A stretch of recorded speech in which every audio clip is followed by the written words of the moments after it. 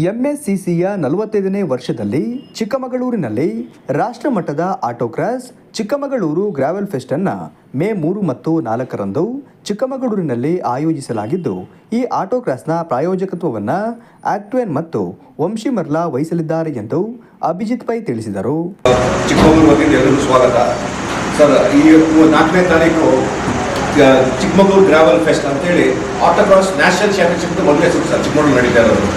ಇದು national championship Chennai, Coimbatore, Delhi, Kolkata, Mumbai ಮತ್ತು ಗೋವಾದ ಫೈನಲ್ ರೌಂಡ್ ಇದೆ. First round of the championship Chikkamagaluru ನಡೀತಾ ಇದೆ ಸರ್. ಈ ಚಾಂಪಿಯನ್ಶಿಪ್ನಲ್ಲಿ ಒಟ್ಟು 17 ಕ್ಯಾಟಗರಿ ಇರುತ್ತೆ. ಬೇರೆ ಬೇರೆ ಥರದ ಬೇರೆ ಬೇರೆ ಸಿ ಸಿ ವೈಸ್ ಅಂದರೆ ವೆಹಿಕಲ್ ಸಿ ಸಿ ವೈಸ್ ಬೇರೆ ಬೇರೆ ಕ್ಯಾಟಗರಿ ಇದೆ. ನಮ್ಮ ಚೇತನ್ ಶಿವರಾಮ್, ಧ್ರುವ ಚಂದ್ರಶೇಖರ್, ವಿಕ್ರಮ್ ರಾವ್, ಡಿ ಮಸ್ಕರ್ ಚಿಕ್ಕಮಗಳೂರಿಂದ ಹೇಮನ್ ಅಹಮದ್ ಮತ್ತು ತಾರಶಿ ವಿಕ್ರಮ್ ಅವರು ಪಾರ್ಟಿಸಿಪೇಷನ್ ಕನ್ಫರ್ಮ್ ಮಾಡಿದ್ದಾರೆ. ಇದು ನ್ಯಾಷನಲ್ ಚಾಂಪಿಯನ್ಶಿಪ್ ಹೆಚ್ಚು ಕಡಿಮೆ ನಮಗೆ 50ರಿಂದ 60 ಜನ ಬರೋ ಇದಕ್ಕೆ ಎಂಟ್ರಿ ಕ್ಲೋಸ್ ನಾಳೆ ಮಧ್ಯಾಹ್ನ ಇರೋದು. ಹಾಗಾಗಿ ಸುಮಾರು ಈಗ ಎಂಟ್ರಿ ಮಧ್ಯಾಹ್ನದಲ್ಲಿ ಬರ್ತಾ ಇದೆ. ಮಿನಿಮಮ್ 50ರಿಂದ 60 ಕಾರ್ಗಳು ಬರುತ್ತೆ. ಹೆಚ್ಚು ಕಡಿಮೆ 150 ರನ್ ಆಗುತ್ತೆ. ಅಂದರೆ ಚಿಕ್ಕಮಗಳೂರು ಎರಡನೇ ಸೈಡ್ ಮಾಡ್ತಾ ಇರೋದು ಟ್ವಿನ್ ಟ್ರ್ಯಾಕ್ಸ್, 2 ಕಾರ್ ಒಟ್ಟಿಗೆ ಸ್ಟಾರ್ಟ್ ಮಾಡುತ್ತೆ ಸರ್. ಒಂದು ಕ್ರಾಸ್ ಓವರ್ ಬ್ರಿಡ್ಜ್ ಮಾಡಿದ್ದೀವಿ, ಅದ್ರ ಕೆಳಗಡೆ 2 ಕಾರು ಒಟ್ಟಿಗೆ ಪಾಸ್ ಆಗುತ್ತೆ. ಸೊ ಇದು ಆಟೋಕ್ರಾಸ್ ಫಾರ್ಮ್ಯಾಟು. ಮತ್ತು ಫಾಸ್ಟ್ ಎಲ್ಲ ಕ್ಯಾಟಗರಿಯಲ್ಲಿ ಫಾಸ್ಟೆಸ್ಟ್ ಯಾರು ಇರ್ತಾರೆ ಅವ್ರನ್ನ ಟಾಪ್ 10 ಚೂಸ್ ಮಾಡಿ ಗ್ರಾವೆಲ್ ಕಿಂಗ್ ಅಂತ ಮಾಡಿದ್ದೀವಿ.